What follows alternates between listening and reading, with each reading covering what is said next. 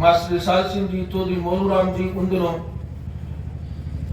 और मेरे क्लास में मेरे मित्र थे थामू राम, जिनके पिताजी हमारे खेत में भी हमारा सहयोग करते थे और हमारे साथ जुड़े रहते थे। मुझे उन बुजुर्गों का अच्छी तरह याद है कि जब भी मैं उनके पैर छूने की कोशिश करता तो सबसे पहले वो कहते, बेटा तुम्हें होनहार हो, तुम्हें बहुत बड़ा बनना है और इस गांव का नाम रोशन करना है।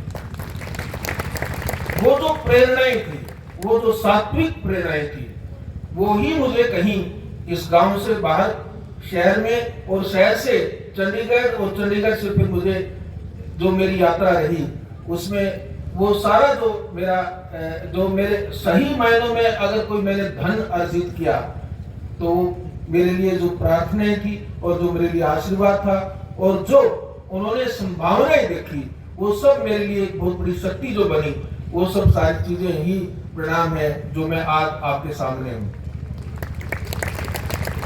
ये बात मैंने इन प्यारे बच्चों के लिए बताई है। मेरी बेटियां और मेरे बेटे यहां पर मौजूद हैं। मैं इन होनहार बेटियों को देश की सेवा में अलग अलग पोजीशंस में देखना चाहता हूं। आप में से कुछ लोग अगर आर्मी में, एयरफोर्स में, नेवी में, कोस्ट गार्ड में अगर कहीं होंगी तो आप में से कुछ लोग इंजीनियर और डॉक्टर होंगी, कुछ सिविल सर्विसेज में होंगी, और मुझे पूरा यकीन है आप में से कुछ बच्चे लॉ में भी जाएंगे, अच्छे अच्छे नेशनल लॉ स्कूल में पढ़ेंगे और पढ़ करके आप कुछ ऐसा करके दिखाएंगे, लोग ये बोलेंगे कि ये सूर्यकांत के गांव से आए हुए बच्चे हैं जिन्होंने इतना बड़ा मान और सम्मान करवाया है। मेरी गांव के भाई और बहनों से भी एक प्रार्थना है कि बच्चों को शिक्षा लेने से मत रोकें। जिस भी फील्ड में, जिस भी क्षेत्र में बच्चे पढ़ना चाहते हैं, मुझे पता है आपको आर्थिक कठिनाइयां हो सकती हैं, मुझे ये भी पता है कि माता पिता की अपेक्षा होती है कि बच्चा जल्दी से जल्दी अपने पैरों पर खड़ा हो और कमाई शुरू करे, पर आप एक बात आप पल्ले से गांठ बांध करके रख लेना कि सबसे बड़ी कमाई आपके बच्चों की शिक्षा का धन है। उनको शिक्षित बनाइए। पिताजी ने एक छोटा सा प्रयास किया था, आप सबको मालूम है। हमारे पिताजी ने एक हमारे परिवार की ट्रस्ट बनाई और ट्रस्ट के माध्यम से हमने निर्णय लिया कि गांव के जो भी बच्चे शिक्षा में आगे आएंगे, जो अच्छी मेरिट के बच्चे होंगे, प्राइमरी स्कूल से लेकर के, मिडिल से लेकर के और मैट्रिकुलेशन तक, हम उनकी आर्थिक सहायता करेंगे। और हर साल गांव में वो फंक्शन पिताजी के टाइम में तो हम नियमित रूप से करते थे और मुझे बड़ा अच्छा लगता था कि गांव में खासकर रूप से जो वंचित वर्ग के लोग हैं, उन बच्चों के जब मैं देखता था कि पढ़ाई में बहुत आगे आए हैं और उनको जब हम आर्थिक सहायता देते थे तो मैं पिताजी की आंखों में जो खुशी के आंसू उस वक्त देखता था तो मुझे अपना बचपन अक्सर याद आता था। हमारा जो छोटा सा प्रयास है वो तो जारी रहेगा ही रहेगा।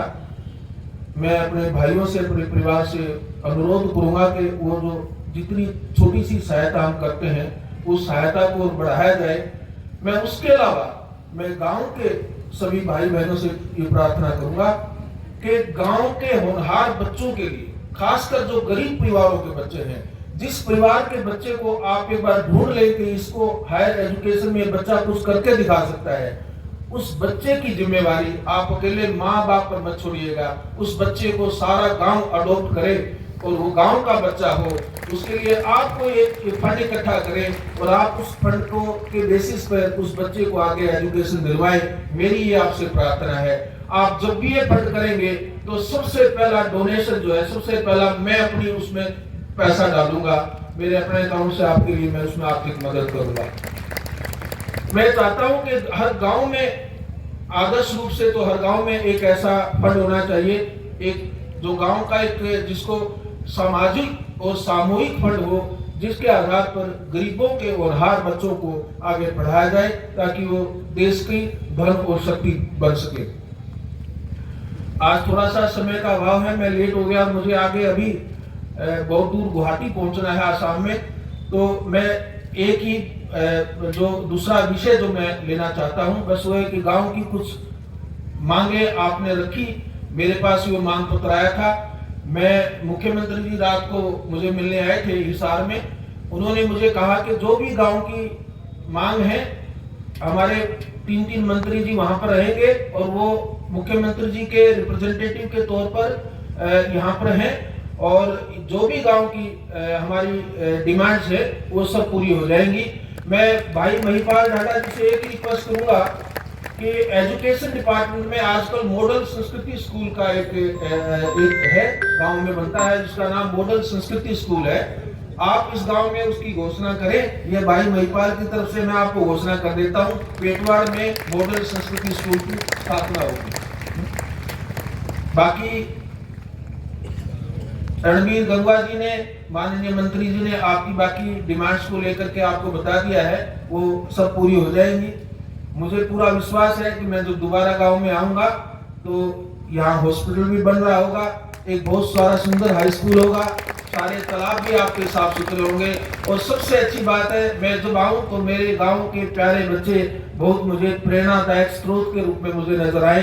मैं इन बच्चों में देश का भविष्य बहुत गहराई से देखता हूं। मेरा अगर कोई सबसे बड़ा मेरा कोई लाइफ का एसेट है तो ये देश के बच्चे हैं, इनको मैं आगे बढ़ना देखना चाहता हूं। मेरे को इससे बड़ी इस गांव से और कोई मान सम्मान नहीं मिलेगा अगर मुझे ये खबर आती रहे कि पेटवाड़ गांव का एक बच्चे ने वहां पर ये पोजीशन है प्राप्त की है या कोई हमारा बच्चा किसी और फील्ड विशेष में कामयाब हुआ है, चाहे वो स्पोर्ट्स में है। हरियाणा तो स्पोर्ट्स के लिए भी बहुत जाना माना पहचाता है। अगर आप स्पोर्ट्स में जो आपका मन है उसी फील्ड में जाइए, देश में और विदेश में नाम कमाइए। यही पेटवाड़ गांव के लिए हमारा सबसे बड़ा एक तोहफा होगा, हम सब उसी के लिए समर्पित रहेंगे।